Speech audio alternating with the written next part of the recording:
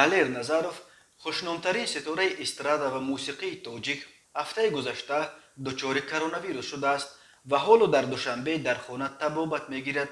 ин хабарро ба пойгоҳи хабари бомдод писари ӯ овозхон ва мутриб Аброр Назаров, ҳамчунин Парвиз Назаров ва як намояндаи дигари барҷастаи сулолаи Назаровҳо аз Алмато тасдиқ карданд.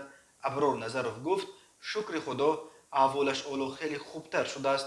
далер Назаров дар рӯзҳои охир ба Хуҷанд ва Бадахшон сафар доштааст, вале маълум нест ки вирус ӯро дар куҷо гирифтор кардааст.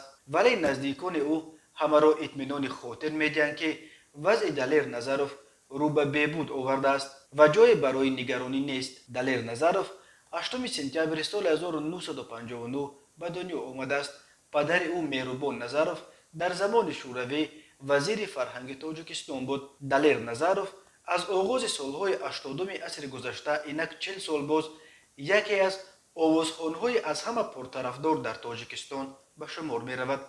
далер Назаров суруди зиёд наменависад, вале ҳар чизе ки ӯ меофарад шоҳкор аст. эй парӣ, агар он турки шерозӣ, чакчаки борон, мастам, некӣ бимонад ҷовидон, рӯдакӣ, биёед. ин танҳо як рӯйхати нопурраи таронаҳои шоҳкори далер Назаров аст, ки ҳар кадомаш мисли тоҷе дар хазинаи тиллоии мусиқии муосири тоҷик медурахшанд. дӯстон, биёед якҷоя барои шифои комили маэстро дуо кунем.